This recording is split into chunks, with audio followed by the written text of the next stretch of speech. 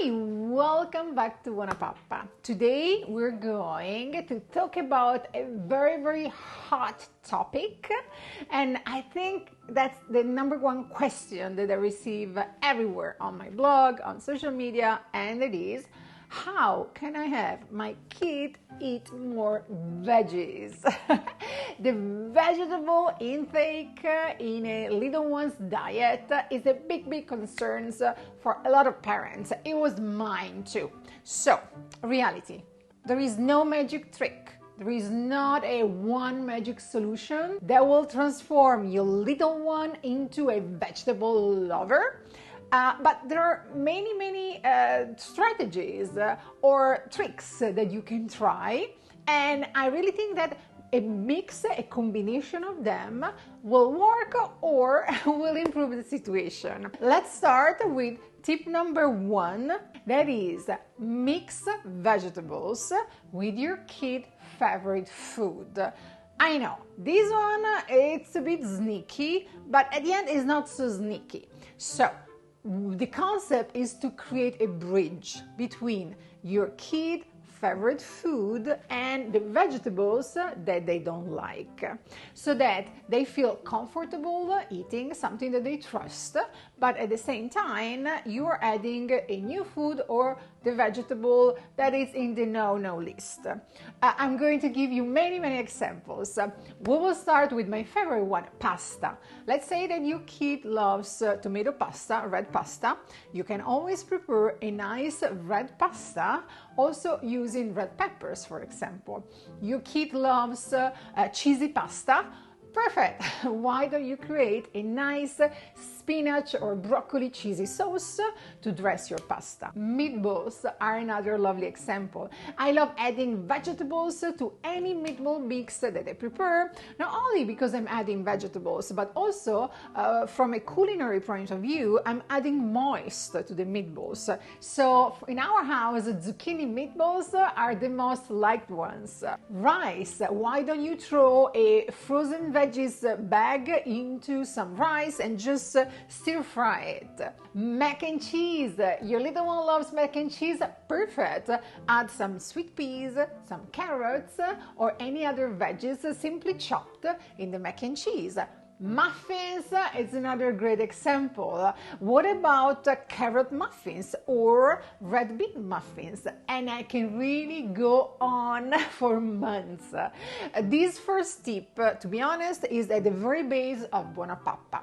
You will see that in all my recipes, I try to add as many vegetables as I can, but in a very natural way, because I love vegetables to add flavor or texture to the recipe. Tip number 2, spice vegetables up. Yes, spices, herbs, and seasonings will really add some flavors to vegetables, and they will make them more appealing to your little ones. For example, you can sprinkle some cinnamon or nutmeg on top of sweet potatoes and roast them. They are lovely. Or you can roast some zucchini and sprinkle some Parmesan cheese on top. Anything with Parmesan cheese is yummy. Even butter. What about some steamed green beans with a teaspoon of butter on top and maybe just a pinch of salt? So add flavors to the vegetables with herbs, seasonings, and dressings. Tip number 3, dip it. Yes. You can pair vegetables, usually raw ones, with your little one's favorite dip. It can be tomato sauce, it can be ranch dressing, mayo, the one that your kid loves. They will like the dip and they will taste the vegetables in the dip. And even if they are going to use the vegetables simply as spoons, so they are going just to lick the dip and leaving them there, it's totally fine. Counts as exposure, because in this case our goal is to have our kids exposed as many times as we can to vegetables, so that with exposure they will start knowing, liking, enjoying, and at the end tasting and eating them. Tip number 4, smoothie it up. Yes, smoothies, they are perfect solutions to throw in any vegetables that you like. My only suggestion is to choose a combination of ingredients for your smoothie that also contains some ingredients that your kid likes. For example, your kid loves chocolate and banana, perfect. Why don't you prepare a smoothie with cauliflower, rice cauliflower, chocolate, banana, and almond butter? Your kid loves strawberries. Oh, that's perfect. Why don't you prepare a milk, strawberry, pineapple, and kale smoothie? Every vegetables in the right amount, so don't exaggerate with the quantities, can blend in with all other lovely flavors. One note, I prefer smoothies to juices because the smoothie basically blends in everything, so keeps the fiber. The juice removes all the fiber, and you want to keep the fiber in your little one's diet because really helps regulating bowel movements. So yes for smoothies with vegetables inside. Tip number 5, vegetables for dessert. Yes. Why don't you add vegetables to your kids' favorite dessert? I'm talking about pancakes. What about zucchini pancakes? What about red beet pancakes? Waffles, muffins. So anything that you usually serve for breakfast can also have some vegetables inside. And I do have a specific playlist for vegetables at breakfast. So check it out and try a recipe that you think your family will enjoy. I forgot to mention avocado brownies and zucchini brownies. They are one of my kids' favorite recipes. We are at tip number 6. Breaded veggies. Yes, if your toddler likes a kind of crunchy texture, this tip might work for you. You can bread any vegetables, for example broccoli, first in a wash of either milk or eggs, so that basically they get kind of wet, and then you can bread them with any kind of breading mix that you like. It can be breadcrumbs, usual regular breadcrumbs. You can mix breadcrumbs with Parmesan cheese. You can go gluten-free with rice breadcrumbs, and you can also go on a more earthy flavor with a mix of breadcrumbs and almond meal. You choose the breading and the coating, and then once you coat your vegetables in the egg or milk and then in the bread coating, you can roast them in the oven for 100 degrees for 20-25 minutes, and it will be lovely and delicious and super crunchy. Tip number 7. Surprise your kids with unusual colors. Yes, if you can find at the grocery store or at the farmer's market an unusual color for a vegetable, buy it and serve it to your kids.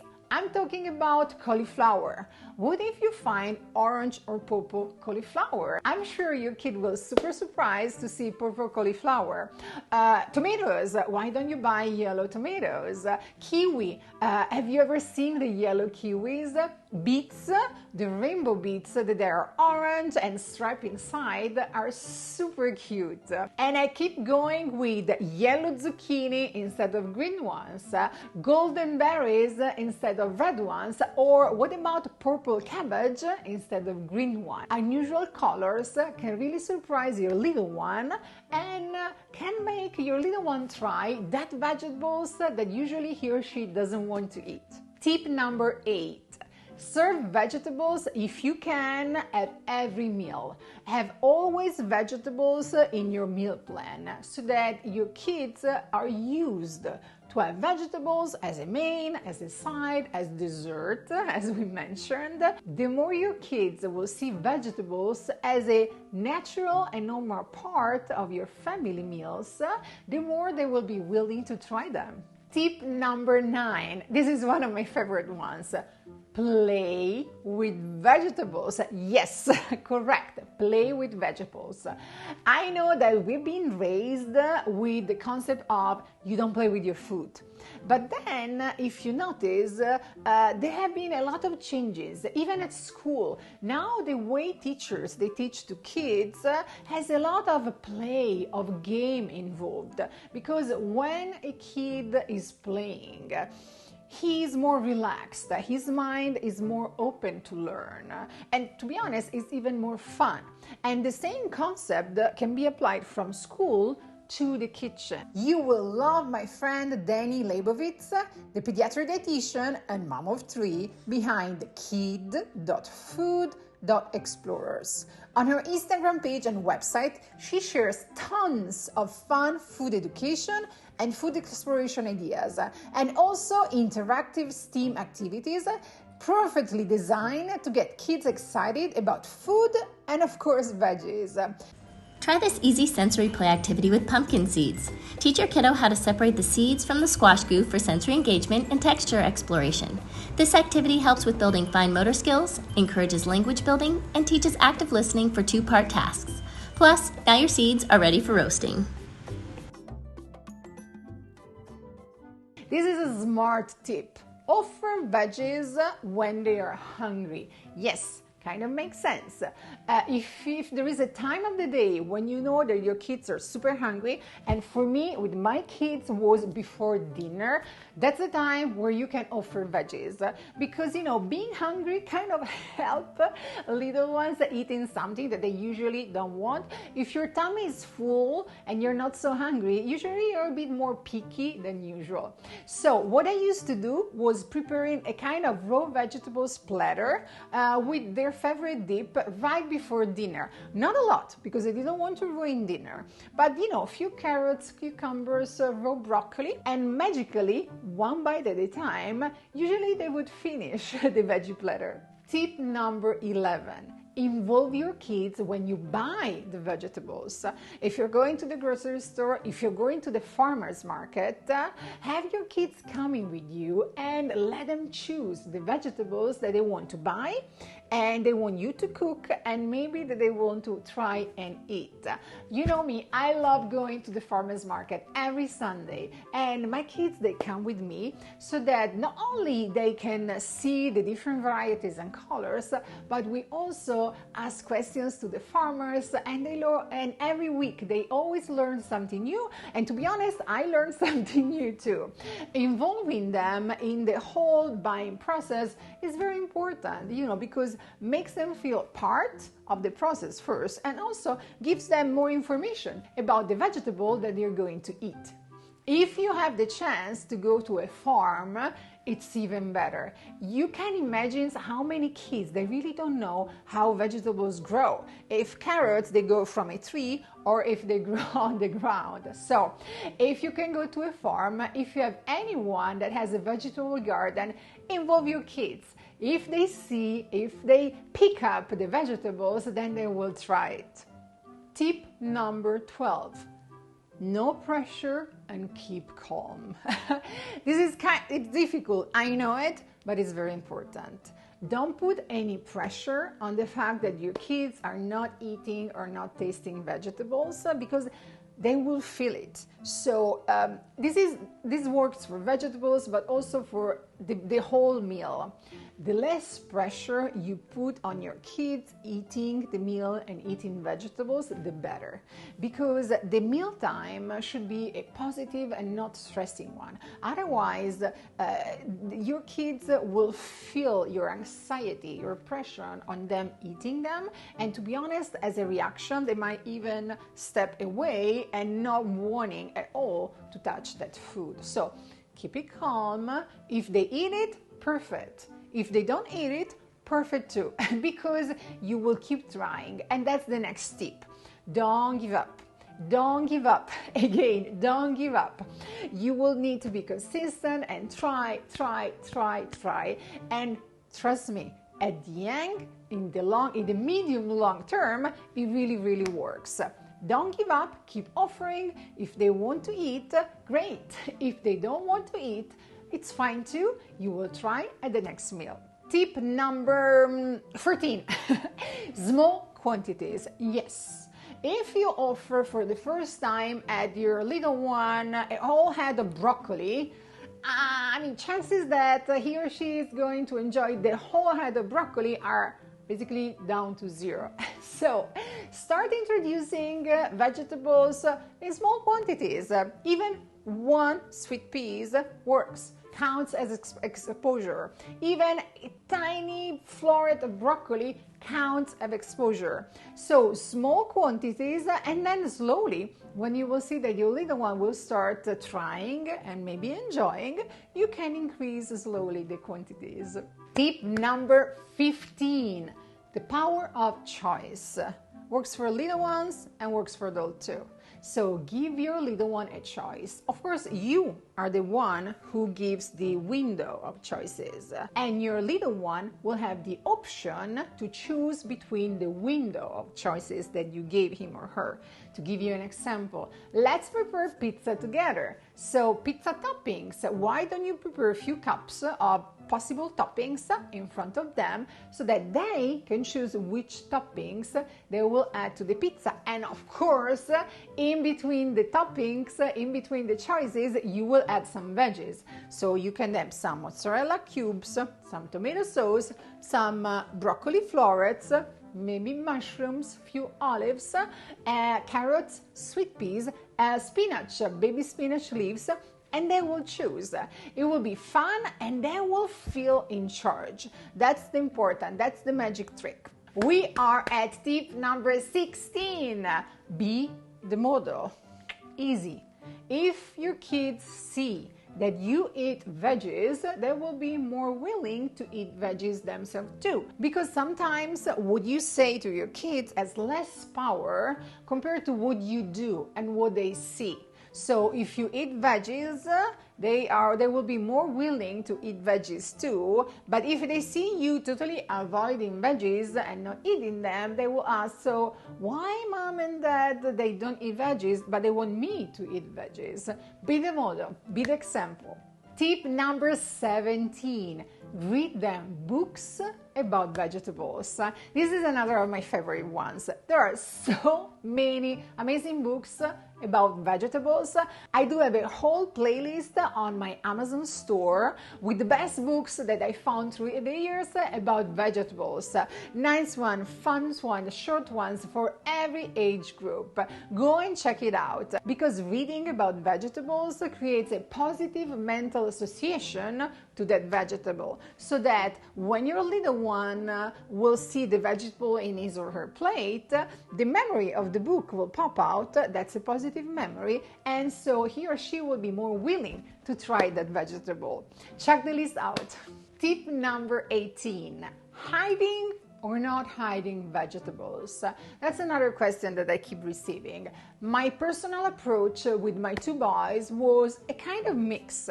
So I used to add a lot of vegetables in almost every recipe that I used to prepare, but I was not lying about the presence of vegetables. For example, when preparing a green smoothie, I used to tell my kids, let's do a game. So let's guess which ingredients mom used to prepare this smoothie. And in the list, I would very, very honestly say, yes, we use broccoli, we use spinach, we use zucchini, so that they knew that the vegetable was inside. Simply maybe it was not very visible from the texture, maybe only from the color. So when you add the vegetable in your recipe, you're not hiding anything. So talking about the recipe, talking about what they're eating makes everything more clear, so that in their mind there will be a positive association between what they are eating, what they are enjoying, and the vegetables, and it doesn't matter in which form the vegetable is presented. And I use also to mix, like serving steamed broccoli in the floret form, so very visible, and also using broccoli to create meatballs, but also mentioning them like, do you like how moist these meatballs are? You know, mommy added some broccoli. Can you see the green dots? Those are broccoli. This is my last tip for you. What if, after trying all the 18 tips, still your little one doesn't want to eat vegetables? Sometimes happens.